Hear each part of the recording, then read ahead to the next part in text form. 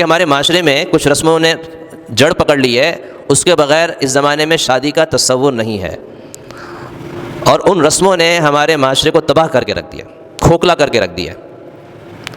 انہی میں سے ایک بہت بری رسم جو ہے وہ جہیز کی ہے۔ جہیز فی نفسی ہی منع نہیں ہے، اس کی وجہ یہ ہے کہ ایک شخص اپنی بیٹی کو کچھ گفٹ کرنا چاہے تو کسی کو کیا اعتراض ہے؟ بھلے وہ پورا گھر ہی گفٹ کر دے، کیا خیال ہے؟ اس کی بیٹی ہے نا، اس کا مال ہے، جو بھی دے۔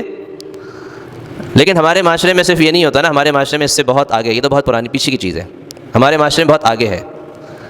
ایک تو لوگ اس لیے جہیز لازمی سمجھتے ہیں کہ اگر جہیز نہ دیا تو لڑکی کو جو طعنے ملیں گے وہ برداشت نہیں کر سکے گی۔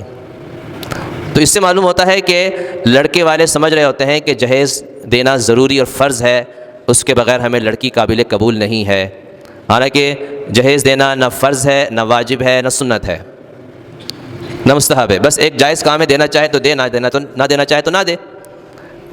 آپ صلی اللہ علیہ وسلم کی 4 صاحبزادیاں تھیں، آپ نے خود 11 نکاح کیے، کہیں پر بھی کہیں کسی جگہ بھی جہیز کا کوئی ذکر ملتا ہی نہیں ہے۔ صحابہ کرام ہزاروں نکاح ہوئے نا، لیکن کہیں پر بھی کسی سیرت کی کتاب میں، کسی حدیث کی کتاب میں جہیز نام کا کوئی ذکر نہیں ملتا۔ ایک واقعہ ہے جو جہیز نہیں تھا لیکن لوگوں نے اس کو جہیز سمجھا ہے۔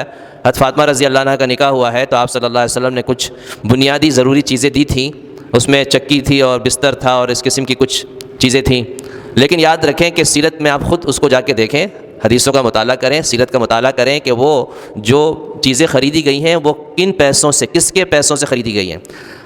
جہیز وہ ہوتا ہے جو باپ اپنے پیسوں سے بیٹی کو دیتا ہے، یہاں آپ صلی اللہ علیہ وسلم نے کوئی ایک پیسہ بھی نہیں دیا تھا اس چیزوں کو خریدنے میں، وہ آپ کی چیز نہیں تھی۔ حضرت علی رضی اللہ عنہ کی زرہ تھی، زرہ بیچی تھی، اس زرہ بیچنے پر جو پیسے ملے تھے ان پیسوں سے وہ جہیز کا سامان خریدا گیا تھا، گویا کہ وہ شوہر ہی کی طرف سے سامان تھا۔ تو یہ وہ رسمی جہیز نہیں جو ہمارے معاشرے میں، اس لیے وہ جہیز نہیں تھا، باقی اور کہیں ذکر نہیں ملتا۔ لیکن آج اور جہیز کہاں سے آئے؟ یہ خالصتاً چونکہ ہمارا برصغیر ہندو مسلمان، ہمارا تعلق ہندوؤں سے رہا ہے نا، زیادہ سے زیادہ تعلق مختلف قوموں کا مختلف قوموں سے رہا ہے، مختلف ملکوں مسلمانوں کا مختلف قوموں سے رہا ہے، یہاں کے مسلمانوں کا تعلق ہندوؤں سے رہا ہے، صدیوں سے ہندوؤں کے ساتھ رہے، تو ان سے بہت سی چیزیں ہم نے لے لی، ان میں سے یہ چیز بھی لے لی۔